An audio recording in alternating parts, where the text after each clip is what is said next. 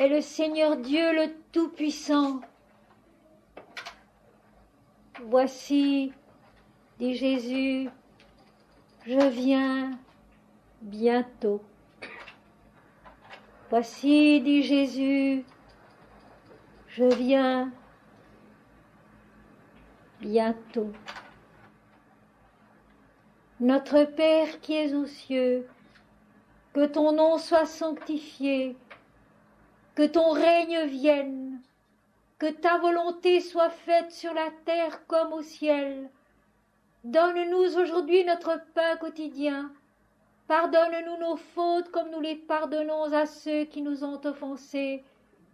Ne nous laisse pas tomber dans la tentation, mais délivre-nous du mal, car c'est à toi qu'appartiennent le règne, la puissance et la gloire, au siècle des siècles. Amen. Seigneur, merci. Seigneur, merci. Seigneur, merci. Non pas moi, Seigneur, mais toi. Non pas moi, Seigneur, mais toi. Non pas moi, Seigneur, mais toi.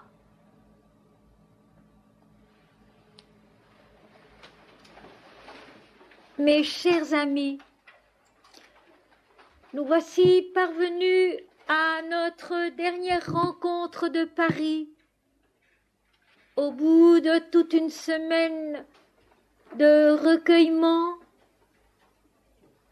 de joie, d'espérance, d'attente aussi, d'attente de ce qui en nous doit être transformé par l'Esprit.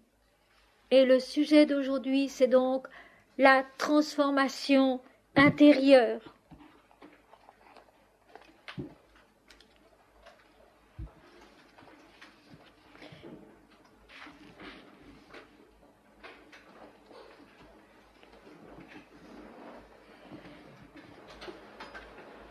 Seigneur, ton visage est le même, dans la douceur et dans la colère.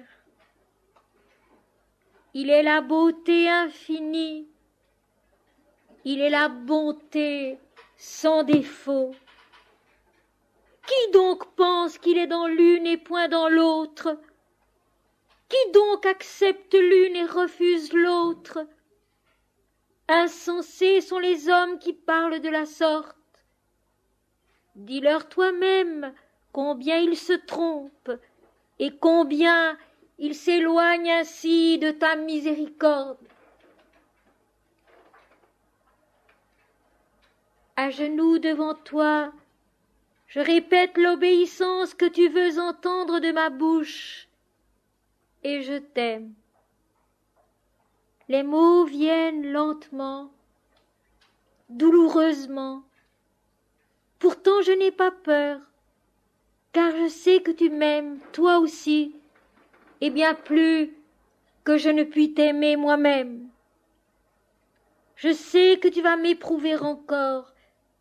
J'ai connu les terreurs où l'on se sent loin de toi, séparé de toi, incapable de voir de ta lumière, d'entendre selon ta volonté. J'ai connu mon cœur infidèle et mon esprit agité par des vents fous. La girouette sur le toit de ma pensée tourbillonne sans fin comme un drapeau dans la tempête. Elle s'essouffle sans direction, ma pensée, au sein même de ta béatitude.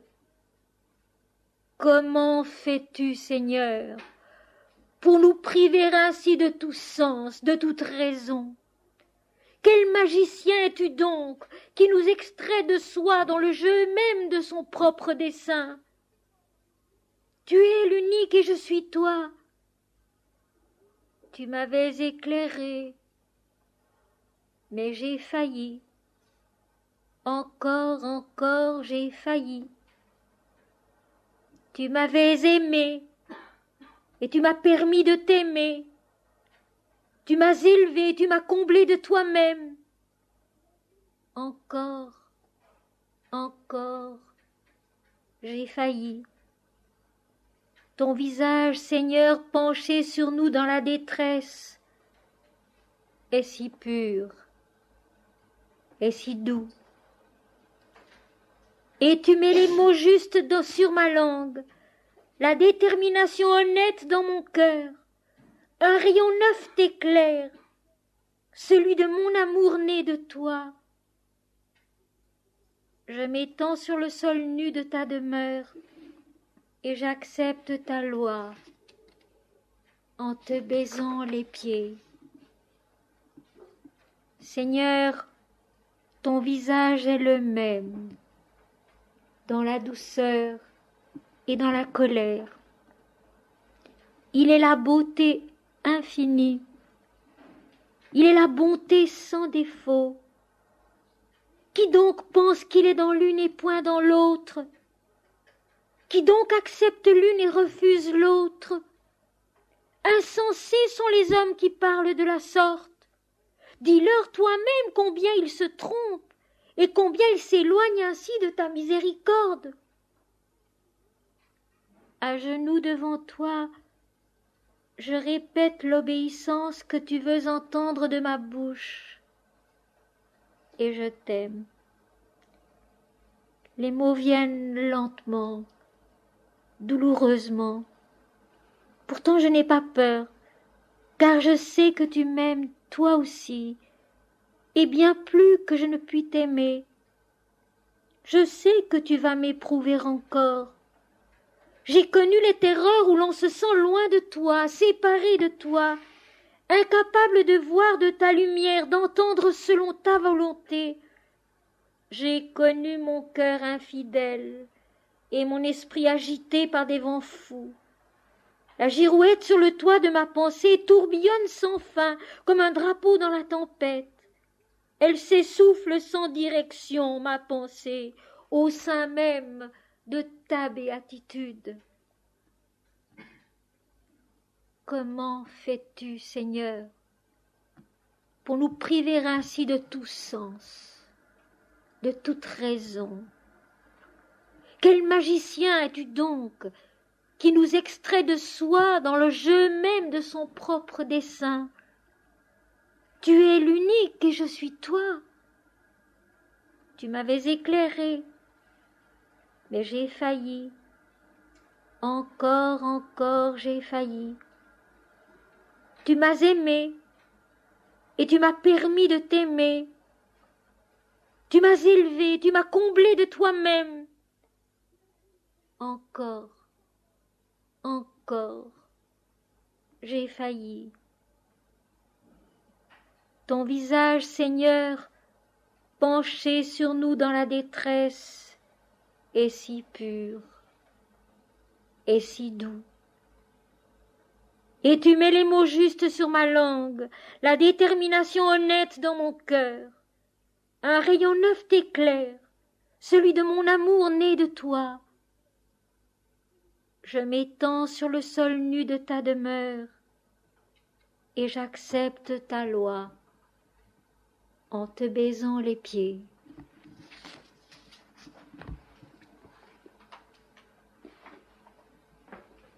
Le thème d'aujourd'hui, mes amis, est un thème privilégié. Il s'agit d'un poème de Sri Aurobindo. Poème, il en a écrit quelques-uns, notamment 6 poèmes spirituels, poèmes mystiques qui décrivent des états mystiques qui n'ont pas été publiés, qui sont en anglais et dont j'ai eu la grâce de recevoir une copie, un texte. Et c'est le deuxième de ces poèmes que je voudrais vous lire aujourd'hui en français et essayer de nous expliquer. Mais tout d'abord, j'ouvrirai l'Apocalypse tout à la fin parce que il se trouve qu'il y a une correspondance frappante entre la fin de l'Apocalypse et ces poèmes précisément de Sri Aurobindo. On oublie bien souvent l'enseignement du maître, Sri Aurobindo. On oublie qu'il est venu apporter aux hommes une seule chose, c'est le désir, la force, le courage et la persévérance de dépasser son moi individuel. Il l'a dit lui-même d'une façon parfaitement claire. Je ne suis pas venu fonder des ashrams, c'est-à-dire des ermitages. Je ne suis pas venu former des sannyasines, c'est-à-dire des hommes qui quittent tout et qui vont mendiant par les chemins en chantant Dieu et en ne travaillant plus. Je suis venu appeler les âmes fortes dans la vie pour que là où elles se trouvent, elles luttent et elles travaillent à laisser leur moi individuel être transformé par l'esprit. Et on s'est rué sur des passages de l'enseignement du maître qui n'ont certainement pas été bien compris, sur notamment cet homme nouveau, cet homme supramental, cette race nouvelle dont on s'est imaginé que ce serait soudain une peuplade neuve, libérée des problèmes et des luttes que connaissent nos générations actuelles. Oubliant que cet homme nouveau ne pouvait être qu'un être conduit, agi, inspiré, toujours et pas à pas par la lumière de l'esprit seul. Eh bien, cela n'est pas nouveau. C'est le travail qui, depuis des millénaires, s'efforce de se faire et se fait malgré tout un peu à chaque pas. L'homme supramental de Sri Aurobindo n'est pas autre chose que l'homme transfiguré de la fin de l'Apocalypse, la Jérusalem nouvelle, qui vient du ciel, d'auprès de Dieu, ayant la gloire de Dieu, et dont la place de la ville est d'or pur, transparente comme du cristal, c'est-à-dire dont la conscience, le centre de l'homme, est transparente de Dieu seul. Et je vous apporte aujourd'hui, si vous voulez, la description de cet homme transfiguré, que nous ne sommes pas encore, que nous ne sommes pas appelés à être demain ou dans 1 an ou dans 2 ans. Mais cet homme transfiguré dont nous devons savoir qu'il est notre but et donc l'objet de nos efforts dans la vie telle qu'elle est, acceptant ses conditions, surmontant ses difficultés. Cet homme nouveau, il est question dans la Bible de l'homme ancien et de l'homme nouveau, de l'homme psychique, humain, dualiste et de l'homme spirituel, pneumatikos. Dans la Bible, on a traduit psychikos par l'homme animal, ce qui n'est pas juste. C'est l'homme psychique, l'homme dualiste, et l'homme spirituel, pneumatikos, de l'esprit. Il est question de l'homme ancien et de l'homme nouveau. Il est question de la Jérusalem ancienne et de la Jérusalem nouvelle. Eh bien, c'est cela exactement. Cette créature de Dieu qui se souvient qu'elle est fils de l'Éternel et se conduit toujours du haut de l'esprit. Et je vous lis les tout premiers versets seulement du dernier chapitre de l'Apocalypse, de la révélation de Dieu en l'homme. Chapitre 22, versets 1 à 7, ces tout premiers versets qui nous donnent justement la vision de ce qu'est cette humanité spirituelle vers laquelle nous devons tendre, qui est notre travail sacré avec l'aide de l'Esprit. Et l'ange me montra un fleuve d'eau de la vie, limpide comme du cristal, qui sortait du trône de Dieu et de l'agneau. Et l'ange me montra un fleuve d'eau de la vie, le fleuve de l'immortalité, limpide comme du cristal, transparent de l'éternité seule, de la lumière seule, qui sortait du trône de Dieu et de l'agneau, c'est-à-dire de la souveraineté divine en l'homme, dont l'agneau est l'image, l'ego pur de tout égoïsme et de tout orgueil, le moi individuel, image de Dieu, un avec lui. Au milieu de la place de la ville, qui est donc l'homme transfiguré, sa conscience, au milieu de la place de la ville, et sur les deux bords du fleuve, il y avait un arbre de vie, l'arbre de vie, l'arbre de l'immortalité, produisant 12 fois des fruits, rendant son fruit chaque mois, et dont les feuilles servaient à la guérison des nations. Le fleuve de la vie, transparent de Dieu seul, la conscience de l'homme, transparente de Dieu seul. Et maintenant, l'arbre de vie, inépuisablement fécond, l'esprit, qui donne du fruit 12 fois par an et dont les feuilles sont la guérison des nations.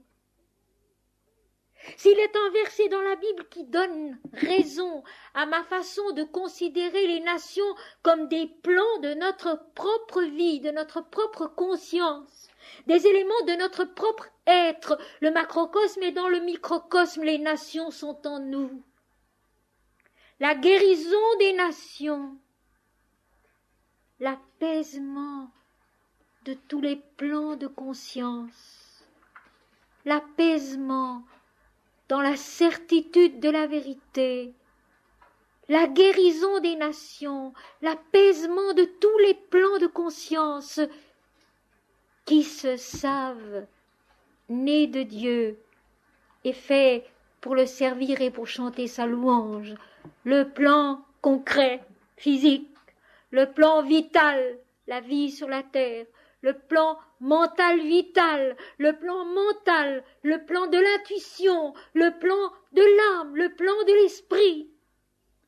Toutes ces nations, tous ces plans de vie en nous, très complexes, qui sont nourris par les fruits qui ne cessent jamais de mûrir sur l'arbre de vie, la fécondité inépuisable de l'esprit, et qui sont guéris par les feuilles de l'arbre de vie, par l'ombrage, la fraîcheur de l'adoration, de la piété vraie.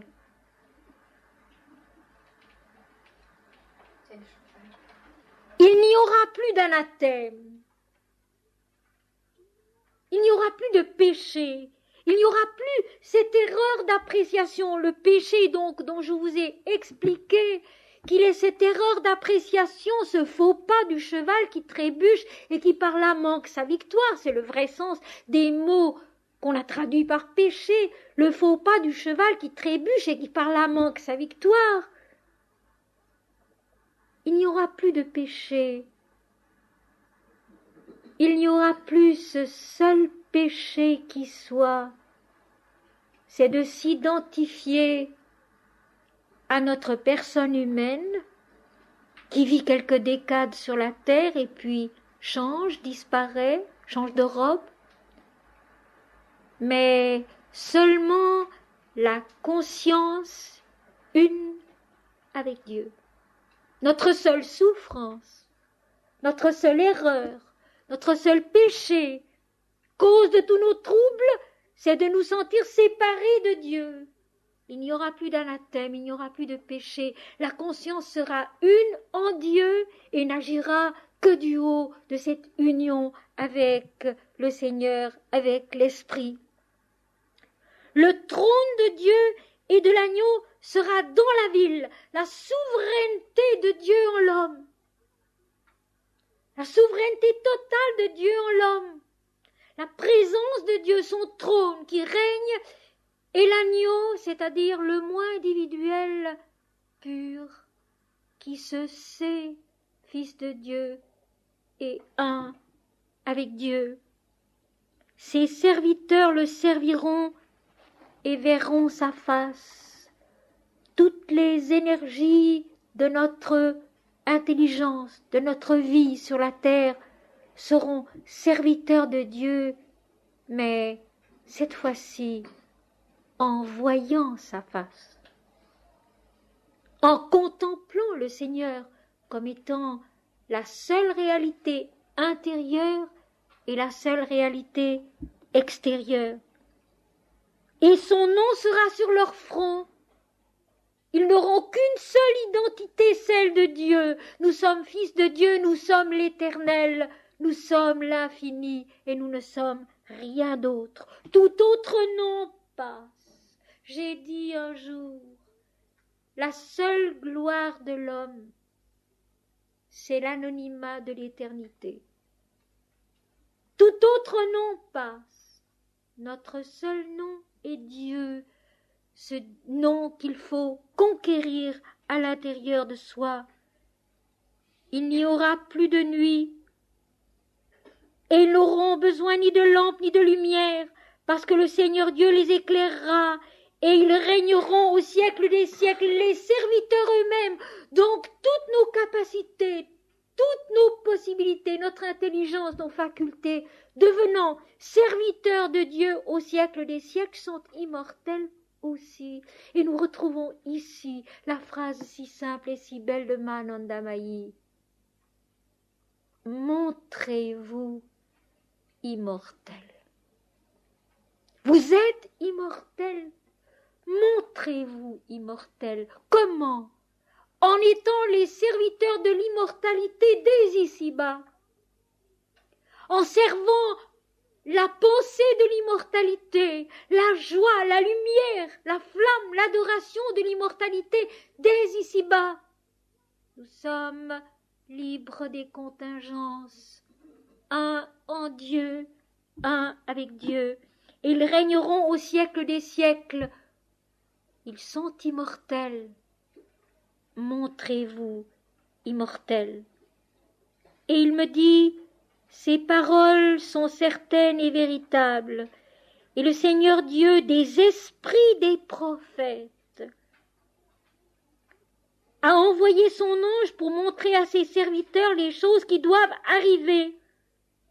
Et voici, je viens bientôt. Heureux celui qui garde les paroles de la prophétie de ce livre. Je m'empresse de rappeler que le prophète, c'est celui qui parle au nom de Dieu.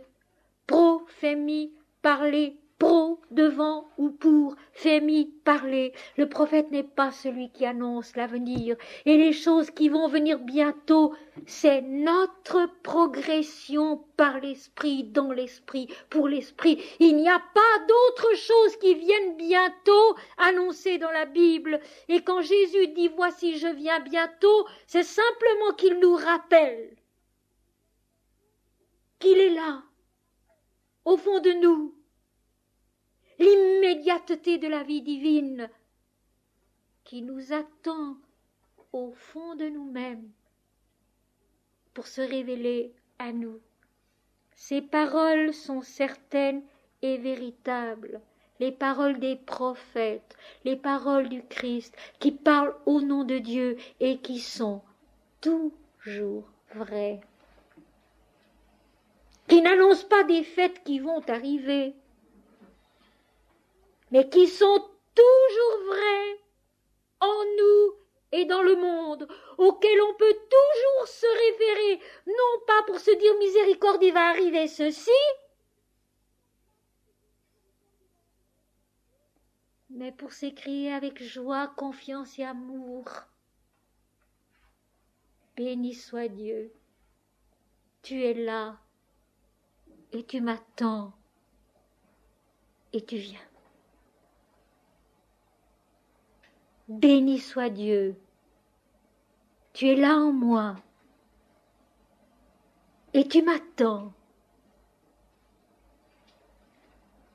et tu viens. Le poème de Rabindranath Tagore. N'entends-tu pas son pas silencieux?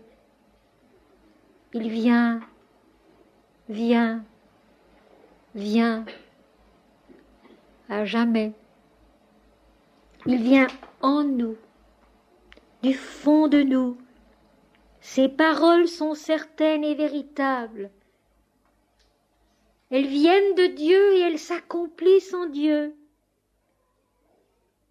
Et le Seigneur Dieu des esprits des prophètes. Voilà. Ça se trouve tout à la fin de la Bible. Et les prophètes, c'était au commencement, dans les premiers livres, dans la Genèse, dans l'Exode, dans le Deutéronome. Et le Dieu des esprits des prophètes, qui parle au nom de la vérité, et non pas pour les événements des hommes. Sachons, mes amis, nous détacher beaucoup de ces événements des hommes, n'y prêter attention que pour les apaiser. N'y prêter attention que pour les apaiser, que pour les soulager, que pour les atténuer, et jamais pour les dramatiser. On a tellement dramatisé les textes sacrés qu'on en a presque fait une terreur. Ne prêtez attention aux événements de la terre, aux événements humains qui s'entrechoquent en nous, aux pensées terrestres qui nous blessent, qui nous hantent. Ne s'y intéresser, ne se pencher sur tout cela que pour les apaiser, que pour les atténuer, que pour les adoucir, jamais pour les dramatiser. De la croix du Seigneur, du supplice de la Passion, on a fait un drame spectaculaire dont on ne se remet pas. Eh bien, mes amis, il y a quand même eu des périodes dans la chrétienté où on avait mieux compris.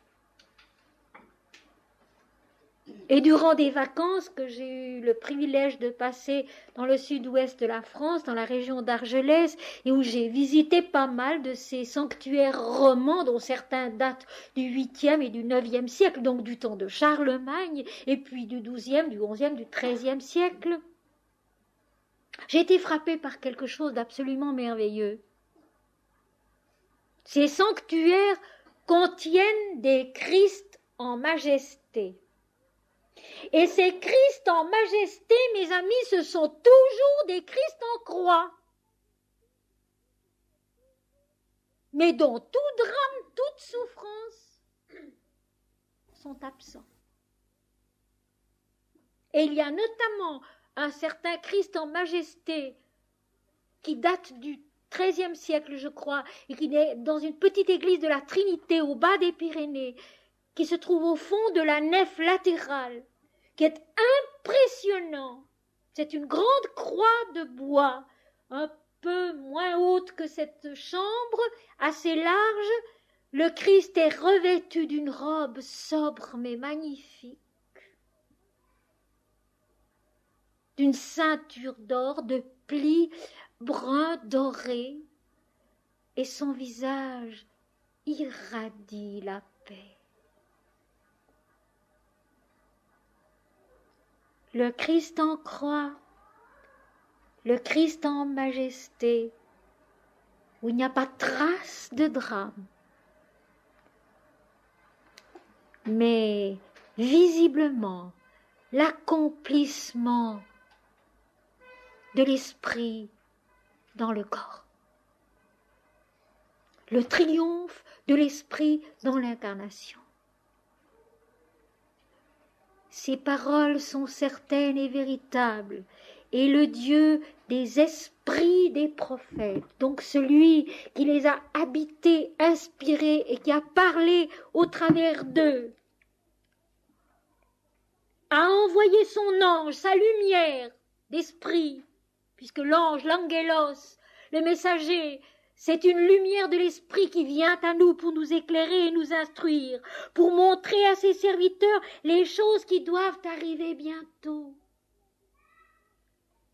La suite de notre transfiguration, la suite de notre transformation que nous allons voir avec le poème de Sri Aurobindo. Et voici, je viens bientôt. Je suis là, au fond de chacun, au fond de chaque créature, au fond de l'univers entier. Et je viens pour qu'au jour où tout sera prêt,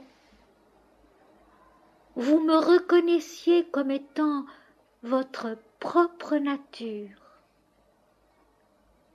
votre propre être, votre seule vérité. Heureux celui qui garde les paroles de la prophétie de ce livre. Oublions toutes les explications tellement trop petites, tellement trop humaines, tellement trop mesquines, qui ont été données de l'Apocalypse et d'un texte pareil, pour essayer de nous souvenir simplement de ceci. Heureux celui qui garde les paroles de la prophétie de ce livre, dans lequel il est dit: je leur ferai connaître que je t'ai aimé. Je leur ferai connaître que je t'ai aimé. Dieu nous aime, Dieu nous instruit. Il est l'esprit des prophètes. Il est l'esprit de tout être qui parle au nom de la vérité, au nom de la lumière. Et garder les paroles, ce n'est pas les proclamer pour se manifester supérieur aux autres, c'est les repasser en soi, ces choses, pour essayer de les vivre et de les comprendre peu à peu, un peu mieux. Voici pour l'Apocalypse. Et maintenant, je passe au poème de Sri Aurobindo. Je vais d'abord vous le lire, ce poème. Je vais d'abord vous le lire, ce poème. Il n'est pas long. Et puis, nous essayerons ensemble de le comprendre le mieux possible.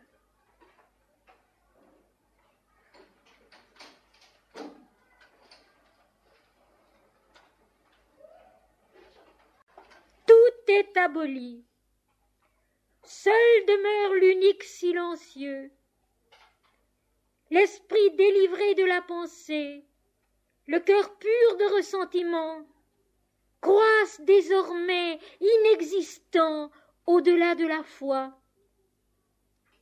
Il n'est plus de moi, plus de nature, connus inconnus. La ville, tableau d'ombre sans couleur, flotte et frissonne, irréelle. Des formes sans relief passent, moule creux d'un théâtre. Tel un rocher sombrant dans un abîme sans rivage, le monde a disparu. Seule l'éternité illimitable est là. Une paix prodigieuse sans visage, immobile, remplace tout ce qui jadis fut moi. En elle, un vide heureux, sans nom, silencieux, qui va mourir dans l'insaisissable, ou tressaillir avec les océans de l'infini. Et je vais m'efforcer d'expliquer ce poème non pas sur le plan du nirvana, c'en est le titre, qui serait totalement inaccessible pour nous, mais tout en m'en référant à ce nirvana, à cette paix absolue dans l'unité lumineuse, je m'en vais m'efforcer de l'expliquer sur un plan beaucoup plus mental, plus accessible à notre foi, à notre intelligence, afin que nous y trouvions une nourriture pour grandir, une intelligence pour se laisser transformer, une certitude, une force qui nous aide à avancer. C'est donc nirvana, la paix immobile, où tout est un, où tout est Dieu. Tout est aboli. Tout ce qui est. Aussi le rishi. Aussi, donc le rishi qui est celui qui a vu le vrai. Aussi le rishi. Aussi le prophète. Aussi le saint. Tout autant que l'homme dans son état ordinaire. Et sur ceci j'insiste. Tout est aboli, tout a disparu. Aussi le rishi, aussi le saint, aussi le prophète, aussi l'homme ordinaire. Tout est dépassé, même cela. Seul demeure l'unique, silencieux.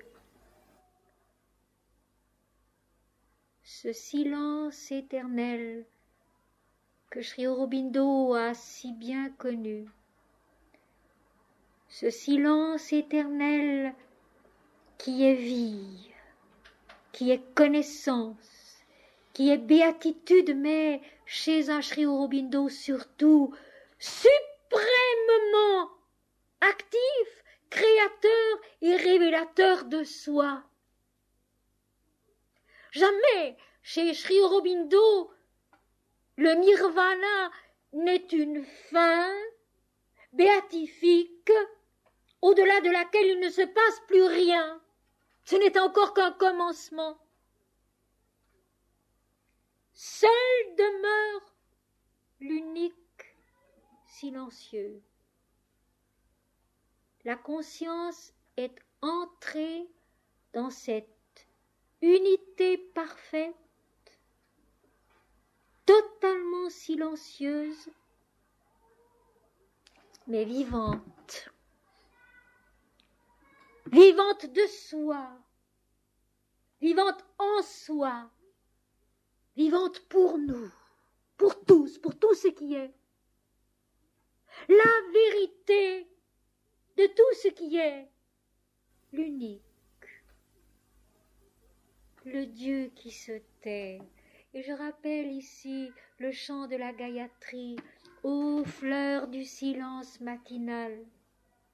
Toi qui suis des sentiers purs de toute poussière et vierges de toute trace de pieds humains, fraye le chemin de l'aube et sois notre avocat devant le Dieu qui se tait. Ce Dieu, mes amis, qui se tait en nous aussi. Nous sommes bavards. Nous aimerions qu'il parle. mais il est l'unique, silencieux, ce en quoi tout est un, et ce en quoi tout demeure en union avec l'unité. Et nous retrouvons ici notre toute première conférence du premier samedi, le 17 novembre, l'alliance de l'Éternel avec son peuple, la révélation de l'alliance, la révélation de l'unité. Tout est un et tout est Dieu, seul demeure l'unique, silencieux. Alors mes amis, il y a déjà une indication pour nous dans ce premier vers.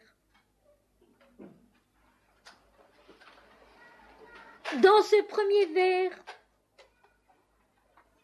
il y a donc déjà pour nous un précieux enseignement.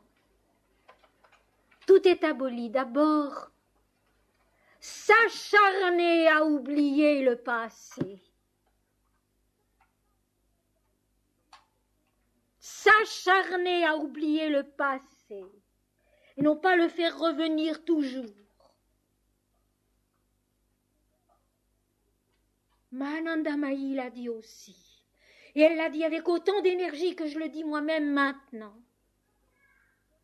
Il est inutile de toujours revenir en arrière. Il est inutile aussi, dit-elle, de continuellement s'acharner à demander quelque chose à Dieu. Tout est aboli. Oublier le passé, vivre le présent le plus silencieusement, le plus tranquillement possible, en se souvenant que la vérité, c'est la parole silencieuse qui demeure, l'unité de toute chose qui est. Et déjà cela, c'est quelque chose que nous pouvons essayer de mettre en pratique. Même si c'est difficile. Même si ça ne nous est pas possible tous les jours. Un jour on réussit, un jour on ne réussit pas. Un moment on réussit dans la même journée et dans la même journée on ne réussit pas. Peu importe. L'essentiel c'est d'y tendre vers ce silence qui demeure et où tout est un, indivisible à jamais. Et voyez-vous, je veux vous le souligner parce que c'est malgré tout rare. Dans de telles paroles spirituelles où passe Dieu, l'esprit des prophètes, de nos jours encore, parce que Sri Aurobindo aussi c'est un prophète, c'est un rishi, c'est un sage, c'est un saint, mais c'est aussi un prophète qui parle au nom de l'Éternel. Si vous le sentez, et c'est merveilleux, il n'y a pas un atome de jugement.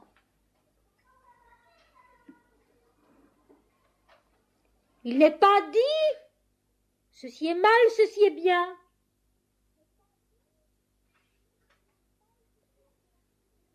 Et il n'y a pas même en arrière de la phrase le souvenir d'une telle pensée, d'une telle parole, ceci est mal, ceci est bien. Simplement, tout est aboli, même la sainteté, même la sagesse, même la connaissance, même le service de Dieu. Seul demeure l'Éternel, l'unique, dans son silence. Son silence où tous les problèmes sont résolus, où tout est un, où tout est Dieu, dans la paix. Et Sri Aurobindo explique. Parce que Sri Aurobindo explique toujours admirablement, dès le vers suivant. L'esprit délivré de la pensée, le cœur pur de ressentiment. L'esprit délivré de la pensée. libéré de ce va-et-vient, où c'est juste un moment, où c'est faux après, où il y a constamment hésitation, trouble, incertitude. L'esprit délivré de la pensée, l'esprit devenu l'être, l'existence, l'unique silencieux, la certitude transcendée et infiniment paisible, et le cœur pur de ressentiment. Dans un poème intitulé Nirvana, je trouve qu'une telle phrase est extraordinaire. Parce qu'on pourrait supposer que ces éléments-là, l'esprit délivré de la pensée, le cœur pur de ressentiment, n'ont plus rien à voir dans le Nirvana. Eh bien si. Eh bien si. Sri Aurobindo reste tellement l'homme qui se transforme, l'homme qui se laisse transfigurer. Il n'en renie rien de ce que nous sommes en tant qu'hommes. Le cœur pur de ressentiment. De ressentiment envers les autres, d'accord, mais aussi de ressentiment envers soi-même. Parce que c'est souvent notre plus terrible ennemi. La peine que nous avons à nous accepter nous-mêmes tels que nous sommes. Nous nous voudrions plus haut et nous nous imaginons plus haut. Ou bien nous souffrons de nous voir trop bas. Eh bien, ni l'un ni l'autre n'est vrai.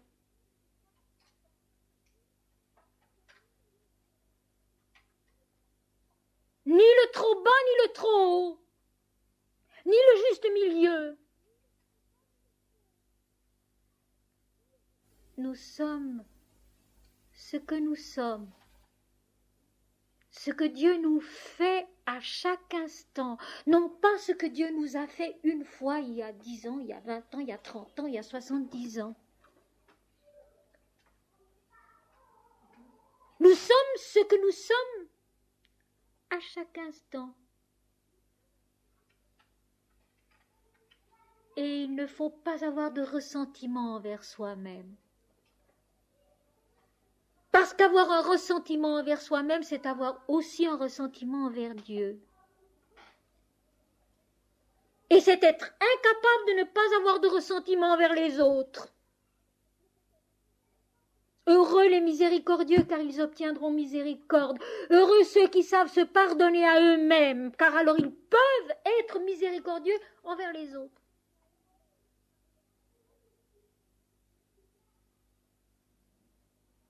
Le cœur pur de ressentiment, de révolte,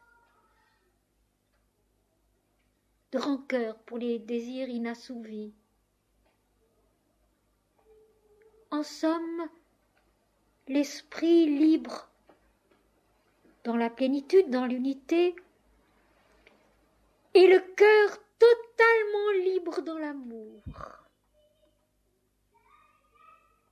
Le cœur totalement libre dans l'amour. Et maintenant le vers suivant qui est encore plus extraordinaire. Croissent désormais inexistants au-delà de la foi. Je pense que vous sentez ce qu'il y a d'énorme dans ce vers. D'abord, comment peut croître ce qui n'existe plus? Et croître au-delà de la foi? Il faut être Sri Aurobindo pour avoir de pareils raccourcis. Croissent désormais inexistants au-delà de la foi. Donc, l'esprit allégé, pardonné, le cœur libre de toute rancœur, de toute révolte, allégé lui aussi, grandissent désormais inexistants. C'est-à-dire ayant perdu leur pesanteur humaine, ayant perdu leur tracas humain,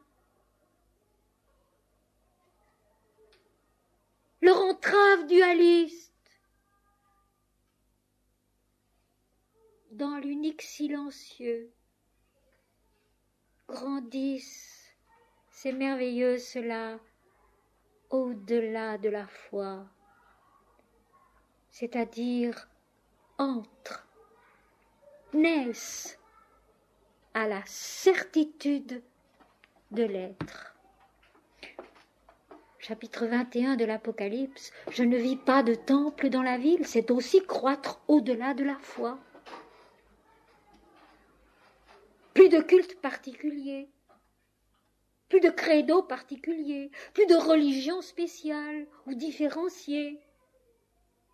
Croissent désormais, donc à partir de là, inexistant au-delà de la foi, dans la toute liberté du silence, qui est la certitude de l'unique, de l'éternel, de l'absolu. Croître inexistant au-delà de la foi, mes amis, c'est un travail qu'on peut entreprendre ici-bas et maintenant dès aujourd'hui. Il n'y a pas du tout besoin d'attendre d'être comme l'était Sri Aurobindo en nirvana. Mais on peut s'efforcer d'avoir un esprit que la pensée ne tourmente plus toujours. Et cela en chantant le nom de Dieu, en priant et en ayant aussi la pratique d'un certain silence. Avec la pratique, on arrive à tout. Mahanandamayi le dit par la pratique. Par la pratique, on arrive à tout. Il n'y a qu'à s'y mettre et à persévérer. Avoir un esprit qui, le plus souvent possible, est délivré de la pensée. Vous savez, quand on met cela en pratique, c'est une faculté qui devient très très forte. Au moment où on est gêné par trop de pensées, gêné par trop de contradictions intérieures, par trop de désirs insatisfaits, par trop de souffrances, savoir couper court en disant Om Shri Ram, Jai Ram, Jai Jai Ram. Ça devient spontané au bout d'un certain nombre d'années, mais c'est très puissant. Les pensées viennent, elles nous accablent, elles nous gênent, on ne peut pas s'en défaire. Om Shri Ram, et elles s'en vont.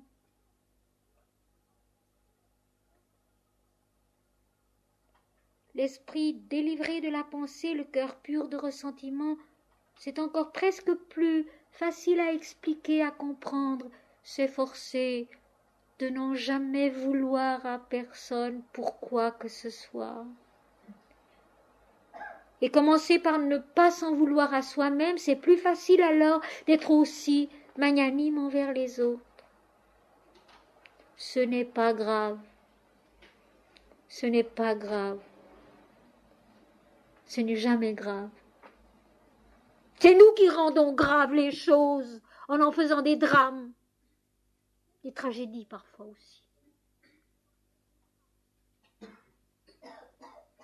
C'est une discipline qu'on peut acquérir, avoir un esprit dont la pensée n'est plus toujours la maîtresse, un cœur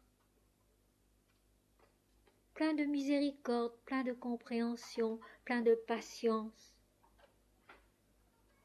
Ce n'est pas grave.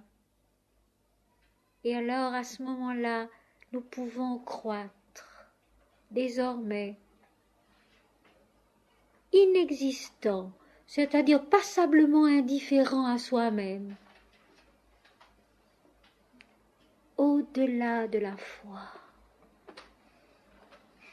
Au-delà de la foi qui cherche, qui tâtonne, qui a confiance mais qui ne sait pas. Dans la certitude que Dieu est et que Dieu est la seule réalité, lui qui se tait.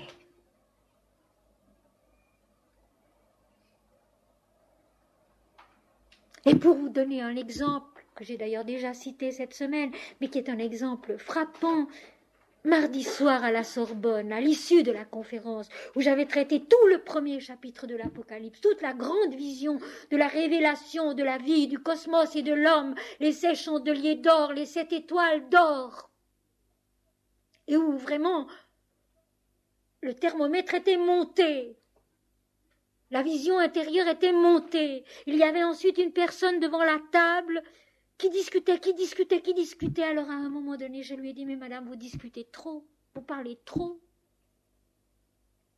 Comment voulez-vous que l'esprit vous apprenne un jour quelque chose si vous parlez tout le temps?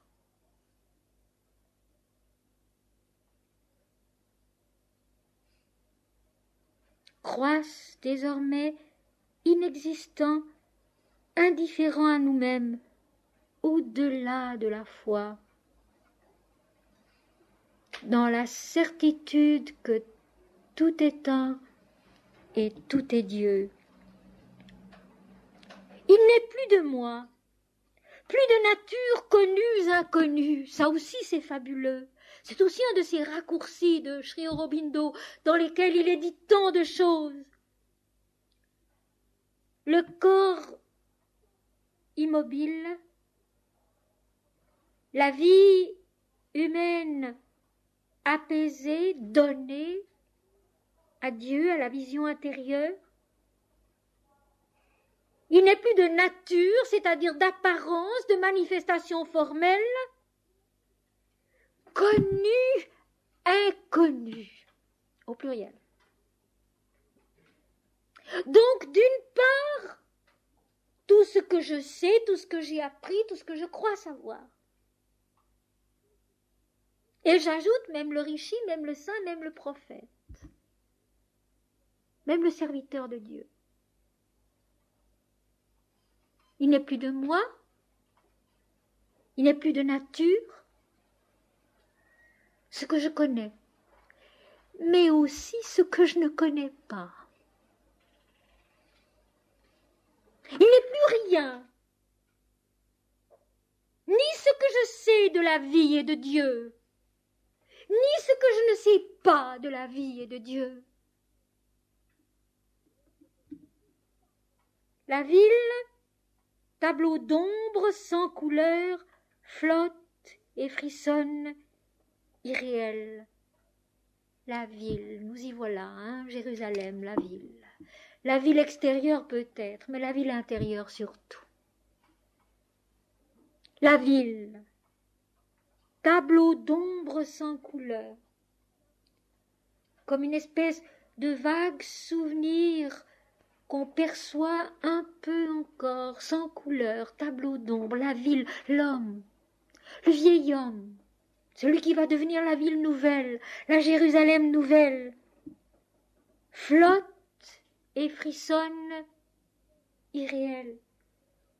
C'est comme une sorte de nuage évanescent, d'inconsistance, en comparaison de ce qui va être vu, de ce qui va être vécu, de ce qui va être reçu, de ce qui va être conçu, parce que, mes amis, dites-vous bien ceci, tout cela, ce nirvana, cet unique silencieux, et c'est ça qui est merveilleux, c'est en ce moment la conscience humaine incarnée qui peu à peu monte pour pouvoir le concevoir.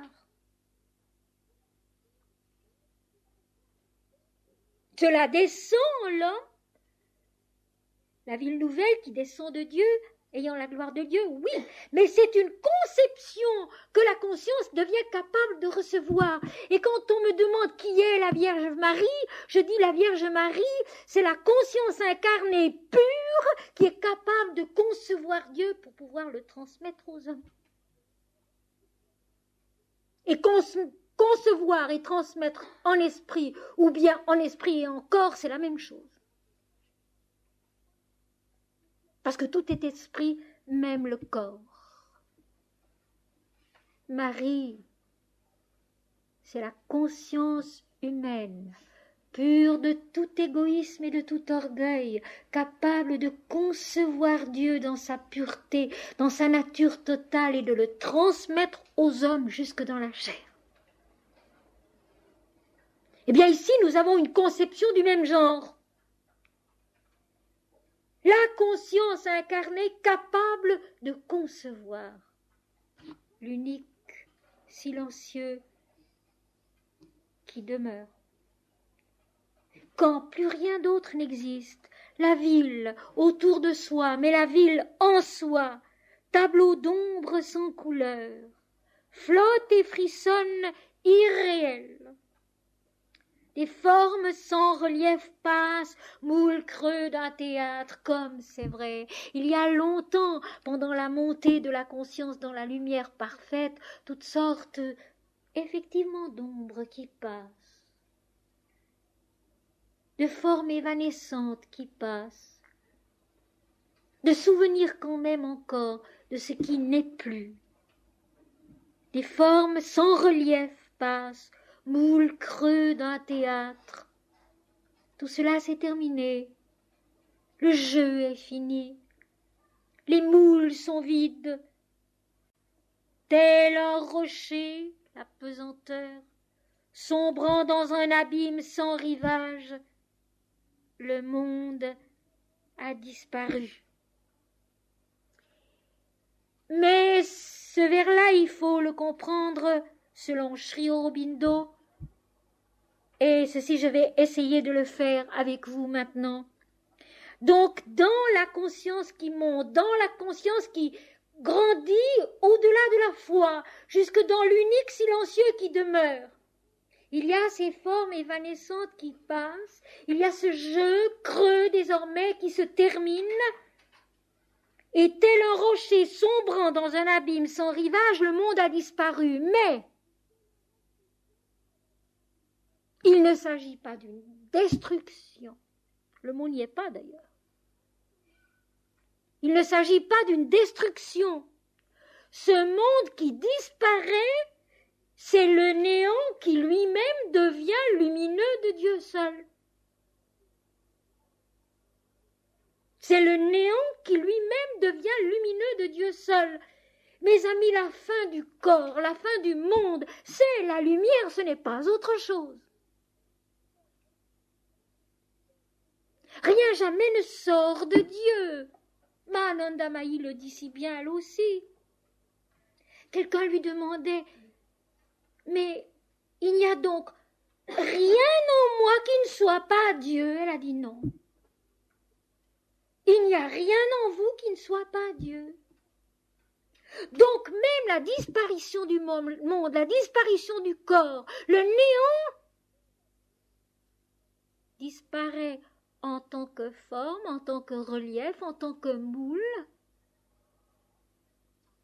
mais s'accomplit dans la toute lumière indifférenciée qui est Dieu. Le monde disparaît, la pesanteur, oui, la pesanteur disparaît, mais ce n'est pas une destruction, c'est une transfiguration. Et mes amis, la fin du corps, c'est aussi un retour à la lumière. C'est l'ascension du Christ qui nous en a montré le chemin. La fin du corps, c'est aussi un retour à la lumière. Tout est né de la lumière, tout vit de la lumière, tout grandit et se développe dans la lumière par la lumière, et tout s'accomplit dans la lumière.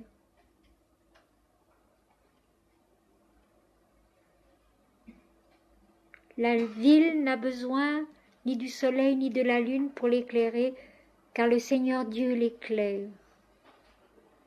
Tout est Dieu et tout est lumière. Donc, cette pesanteur, ce rocher qui sombre dans un abîme, dans un insondable, dans un infini, le monde disparaît. Non pas dans la nuit d'une destruction définitive, mais dans la lumière de l'unique silencieux. Mes amis, dans le samadhi, s'il est une chose qui domine, c'est le fait que rien n'est détruit. Tout est accompli, tout est temps et tout est Dieu, à la fois le centre et le tout. Dans le samadhi, dans l'extase, s'il est un fait dont il faut être sûr, c'est que rien n'est détruit. Rien n'est renié de ce qui est la vie, de ce qui fut la vie. Mais tout est accompli, tout est là, tout est présent, vivant, autrement, plus intensément, dans un état de conscience beaucoup, beaucoup plus fort, plus lumineux, plus vrai. Tout est accompli et non pas détruit, transformé, transfiguré et non pas anéanti. Le but de la vie sur la terre, de la manifestation du Seigneur, ce n'est pas l'anéantissement, c'est la naissance à l'unique silencieux qui demeure. C'est la naissance, c'est la renaissance, la résurrection d'eau et d'esprit, c'est-à-dire en lumière et en vérité. Le néant même est Dieu, au commencement aussi. L'absolu enfante le néant pour qu'il y ait un contraire de soi dans lequel il puisse se révéler.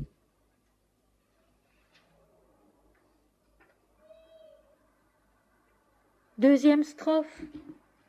Seule l'éternité illimitable est là. Il ne dit pas illimité. Il dit illimitable. Seule l'éternité que rien ne peut restreindre, que rien ne peut limiter, que rien ne peut toucher est là. Une paix prodigieuse, sans visage, immobile, remplace tout ce qui jadis fut moi. Et ceci aussi, c'est extraordinairement puissamment dit. Je viens de vous dire que donc le monde a disparu, tel un rocher, sombrant dans un abîme sans rivage, le monde a disparu. Mais l'éternité illimitable, c'est l'homme lui-même transformé. Là non plus, il n'y a pas destruction. Il n'y a pas rejet. Il y a transformation, il y a transfiguration. Une paix prodigieuse, sans visage, donc sans forme, sans nom, immobile, remplace tout ce qui jadis fut moi. Je trouve cela tellement, tellement merveilleux. Et tellement miséricordieux aussi. Je suis devenu autre chose.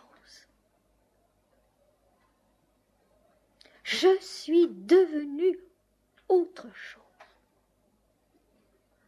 Je n'ai pas été anéanti, je n'ai pas été détruit pour être remplacé par quelque chose d'autre. Je suis moi-même devenu autre chose.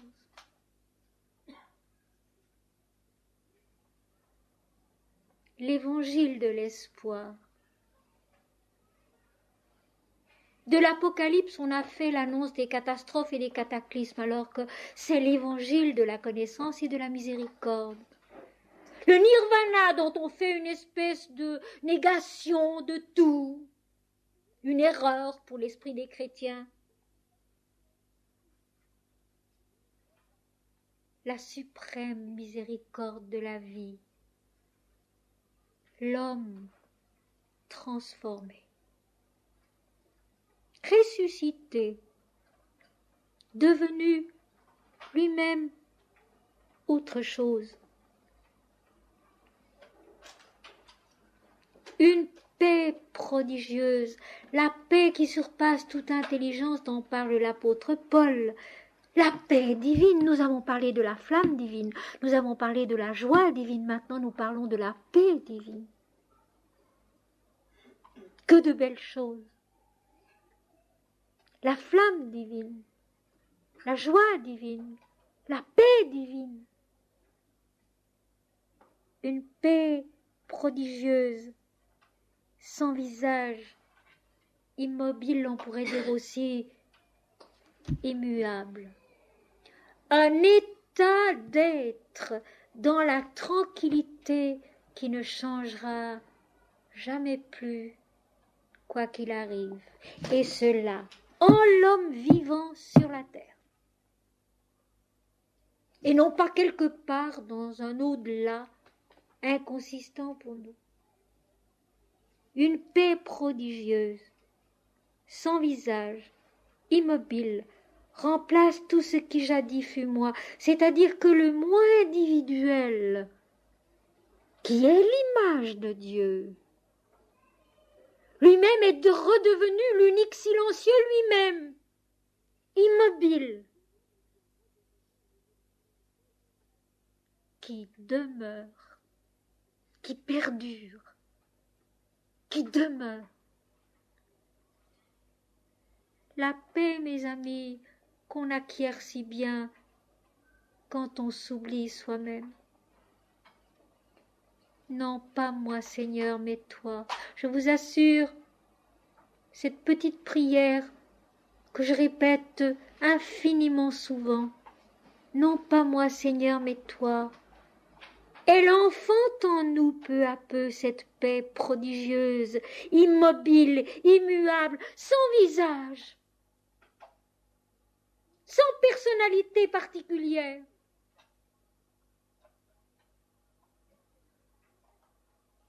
Sans visage, sans contour précis auquel on s'attache. Remplace tout ce qui jadis fut moi. L'homme, en tant qu'homme, remplacé, ici-bas, dans sa conscience humaine, par la puissance et la vérité du Fils de Dieu. Dieu est en nous, Dieu est nous-mêmes, cette paix prodigieuse, sans visage, immobile. En elle, un vide heureux, sans nom, silencieux, qui va mourir dans l'insaisissable ou tressaillir avec les océans de l'infini. En elle, un vide heureux, je dirais une liberté, une possibilité infinie. Ce qui est vide, offert, propre, nettoyé, c'est toutes les possibilités qui peuvent venir le remplir. En elle, un vide heureux. Donc la conscience, libre de la pensée, libre de tout ressentiment, sans visage, immobile, possède maintenant ce vide heureux qui va pouvoir être rempli par l'infini, par la toute lumière, par la sérénité, par la connaissance. Un vide heureux, sans nom. Il n'y avait pas de visage tout à l'heure, maintenant il n'y a plus de nom. Toutes ces choses qui encombrent, sans nom, silencieux, donc totalement ouvert, totalement offert, totalement disposé à recevoir. Voici, je viens bientôt. Tout à fait disposé à recevoir.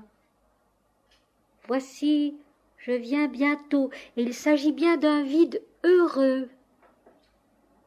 La place est nette, elle est propre, elle est lavée, elle est offerte, elle est ouverte à l'infini radieux qui va pouvoir la combler, qui va mourir dans l'insaisissable. Ce vide heureux lui-même va disparaître dans ce qui n'a plus aucune consistance, dans ce qui est insaisissable à la conscience différenciée de l'homme. Le vide lui-même disparaît, il devient le néant radieux de l'éternel. Où tressaillir avec les océans de l'infini? Là, très certainement, Sri Aurobindo pense à Satchidananda, l'océan de lait indifférencié, l'être qui est connaissance et béatitude indivisiblement. Notre transformation. Notre transformation possible pas à pas dès maintenant, ici, tels que nous sommes. Tels que nous sommes, nous pouvons toujours nous mettre ou nous remettre en route et persévérer et avancer. En sachant que le but, c'est la paix. C'est la lumière qui demeure. C'est une liberté heureuse, au-delà de toute pensée, au-delà de tout sentiment, au-delà de tout sentiment, parce que les sentiments sont encore des obstacles bien souvent.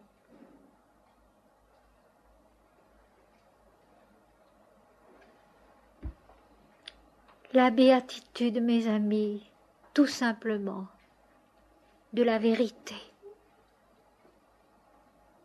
De cela qui est, que nous connaissons beaucoup déjà par tous les textes qui nous sont donnés,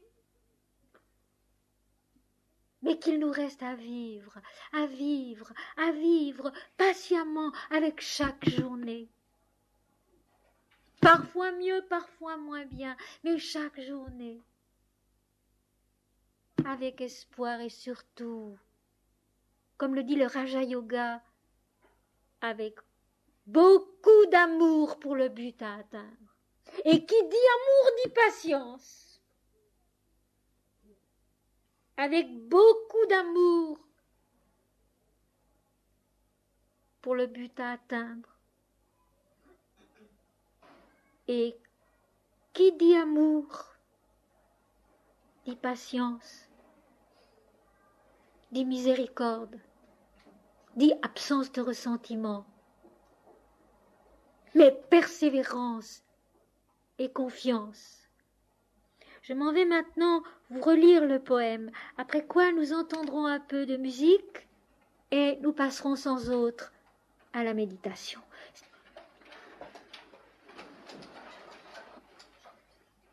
Le titre du poème, Nirvana, mais vraiment dont la consistance est notre progression, notre transformation vers ce qu'il exprime. Tout est aboli, seul demeure l'unique silencieux, l'esprit délivré de la pensée, le cœur pur de ressentiment, croissent désormais inexistant au-delà de la foi. Il n'est plus de moi, plus de nature, connus, inconnus.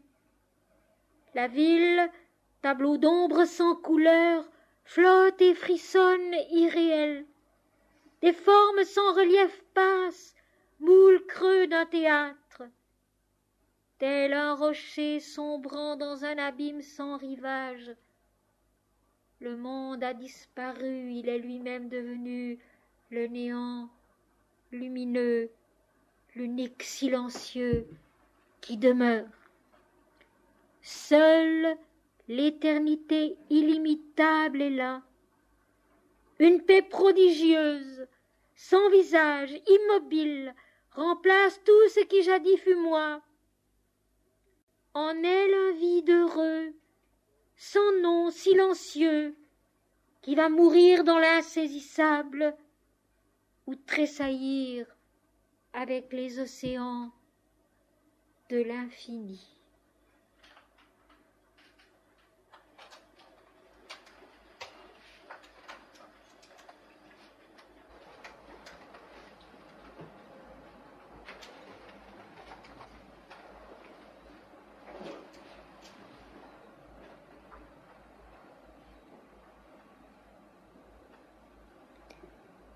Une paix prodigieuse, sans visage, immobile, remplace tout ce qui jadis fut moi.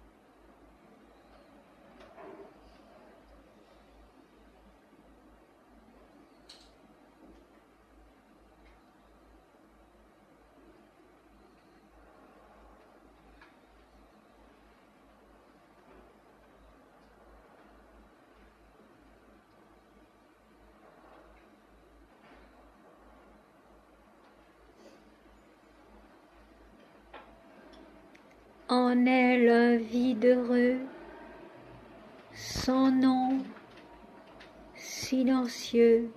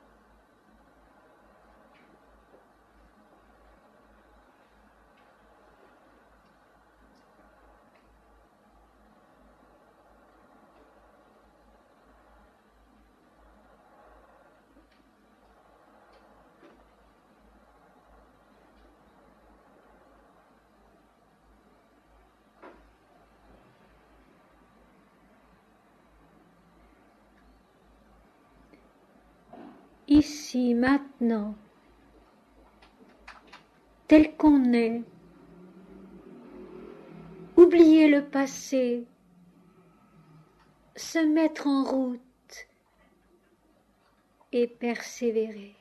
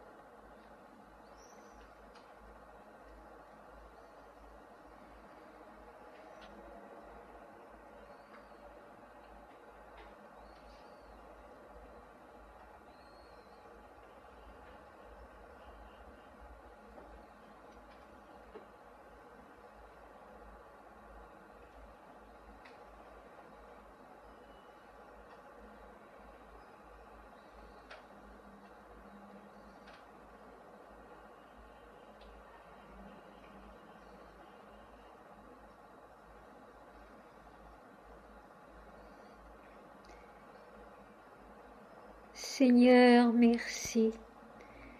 Seigneur, merci. Seigneur, merci. Non pas moi, Seigneur, mais toi. Non pas moi, Seigneur, mais toi. Non pas moi, Seigneur, mais toi. Seul demeure l'unique, silencieux. L'esprit délivré de la pensée, le cœur pur de ressentiment, croissent désormais inexistants au-delà de la foi, dans la certitude pressentie de la vérité où tout est un, où tout est Dieu, sans aucune inimitié envers qui que ce soit, sans aucune rancœur au fond de soi.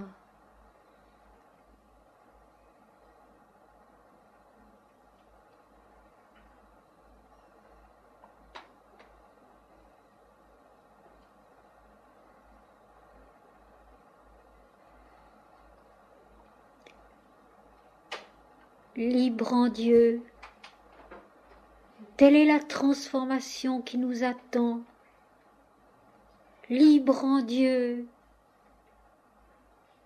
Je ne vis point de temple dans la ville, car le Seigneur Dieu Tout-Puissant est son temple, ainsi que l'agneau, l'ego rendu à son identité avec le Seigneur.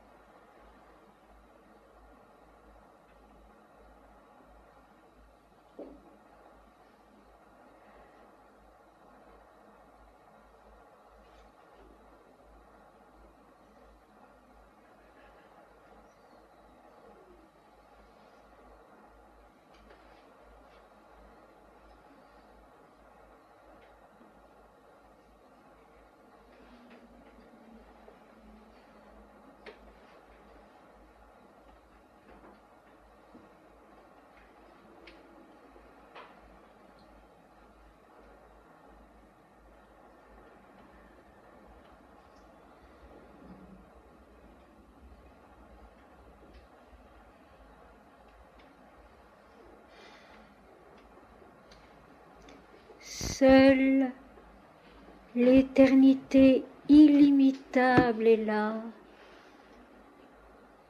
Nous sommes l'éternité, nous sommes l'infini. Il faut en reprendre conscience. Il faut se laisser attirer par elle vers elle afin de la concevoir dans notre pensée, dans notre conscience d'homme.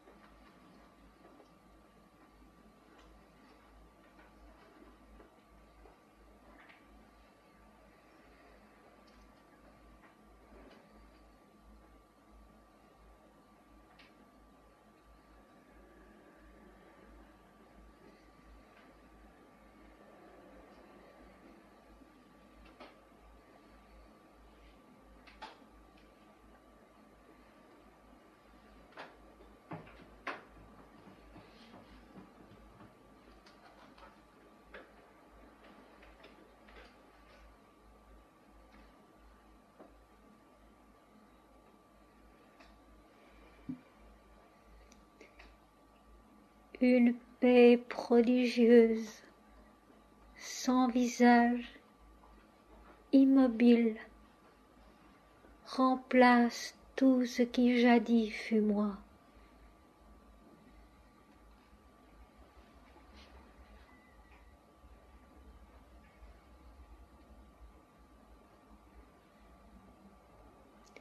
L'homme devient consciemment autre chose.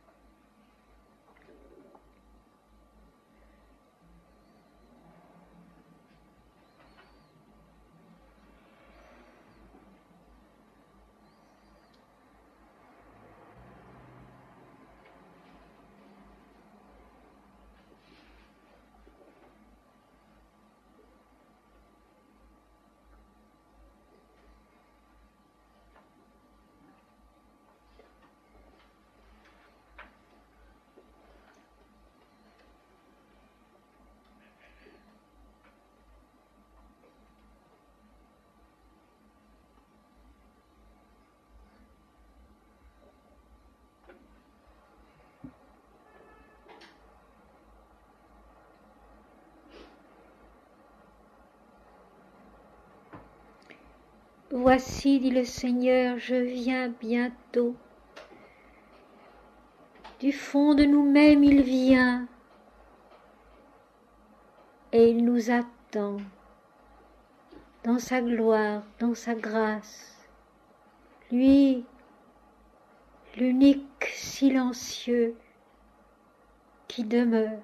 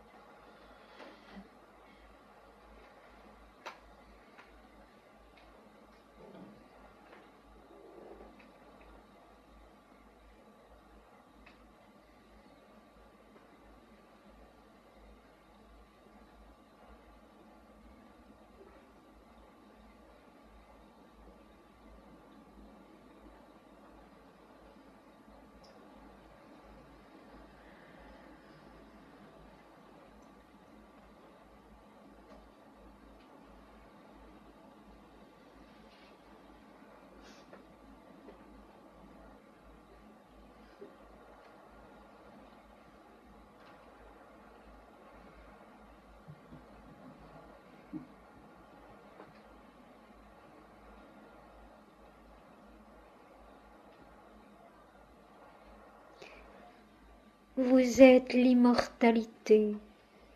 Chantez l'immortalité. Montrez-vous immortel.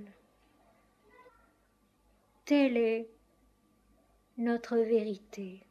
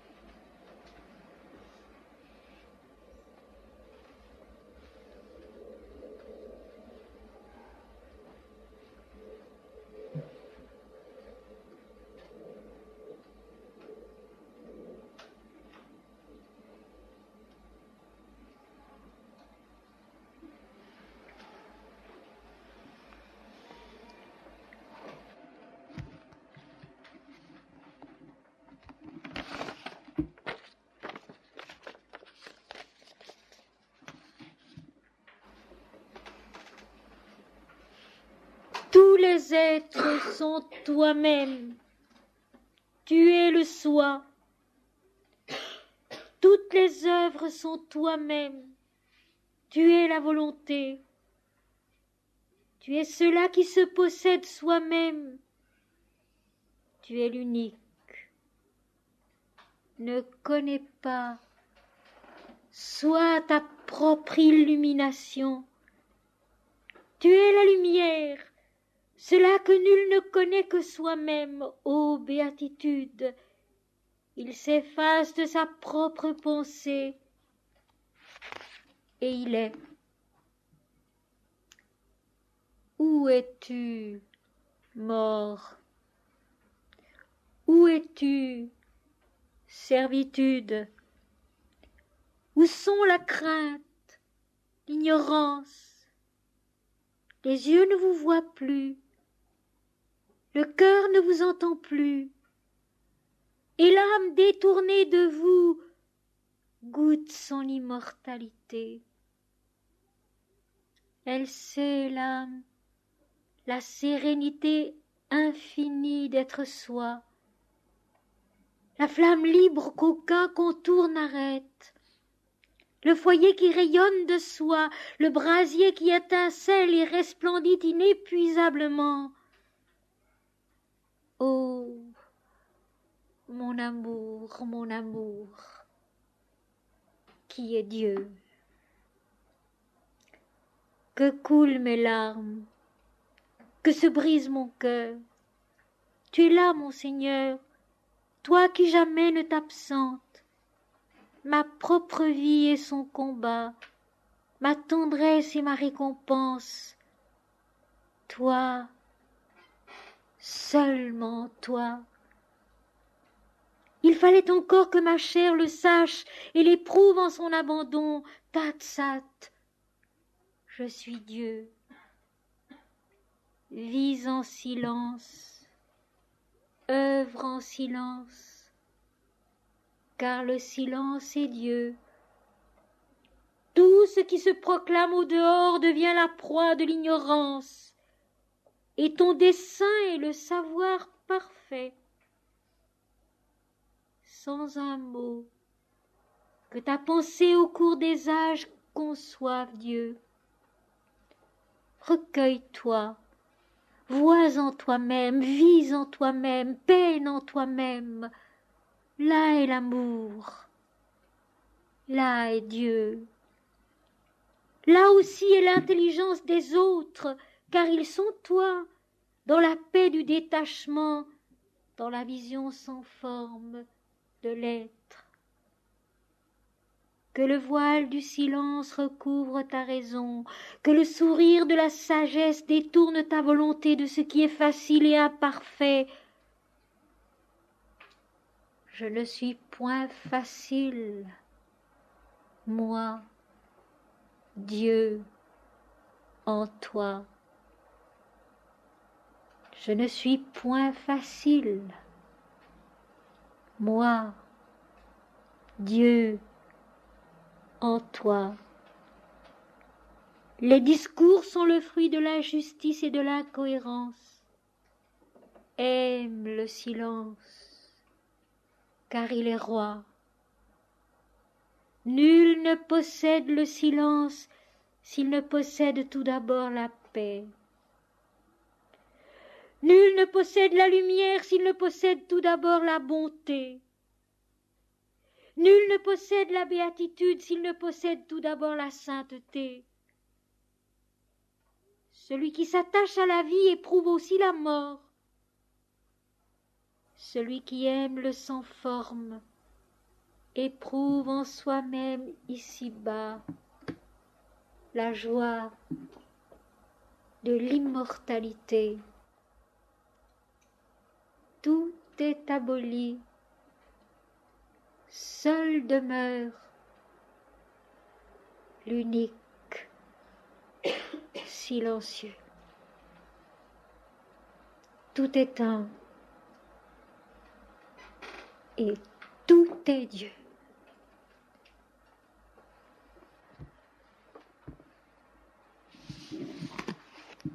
Mes très chers amis, nous voici parvenus à la fin de cette semaine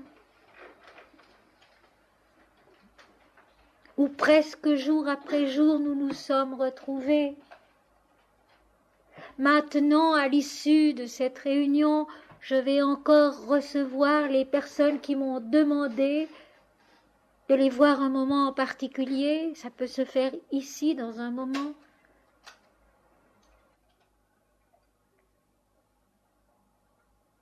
Je voudrais vous dire une chose qui sans doute vous fera plaisir.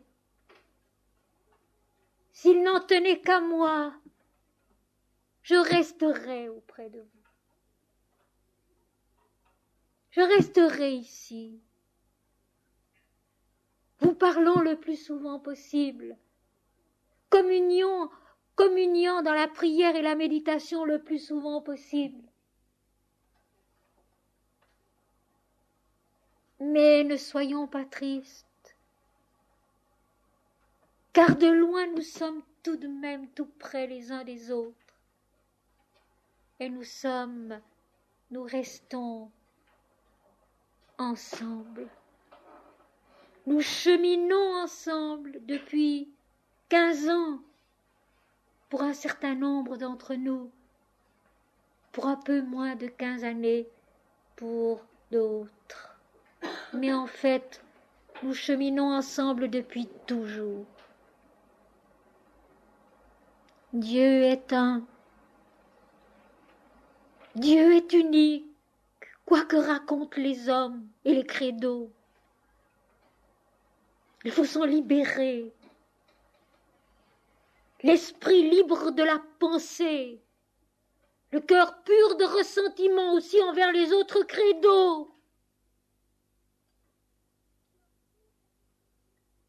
Libre en Dieu. Dieu est un. Et Dieu est tout. Quoi qu'il paraisse le contraire. Dieu est un et Dieu est tout. Et il n'y a qu'un seul cheminement avec le pas de chacun comme il est, différent des autres, dans une diversité merveilleuse qui est la tolérance ineffable de la miséricorde divine, la richesse de l'Esprit Saint qui est un et qui est tout, d'où tout procède, en qui tout grandit et à qui tout retourne, en qui tout s'accomplit. Alors je vous dis à demain, à toujours. Alors je vous dis heureux Noël, bonne fin d'année, bon recommencement d'année. Merci de votre présence. Merci de votre ferveur. Joyeux Noël, bonne année et à toujours. En cela qui est l'unique, silencieux, et qui demeure toujours semblable à lui-même au fond de nous, comme dans l'immensité, dans l'immortalité.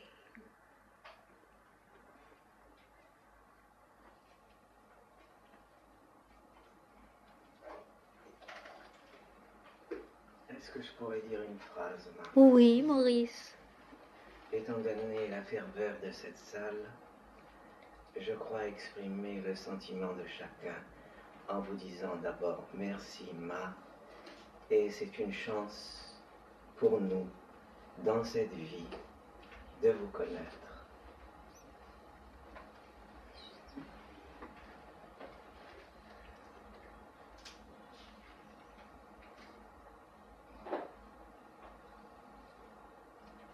Notre Père qui es aux cieux, que ton nom soit sanctifié, que ton règne vienne, que ta volonté soit faite sur la terre comme au ciel. Donne-nous aujourd'hui notre pain quotidien. Pardonne-nous nos fautes comme nous les pardonnons à ceux qui nous ont offensés.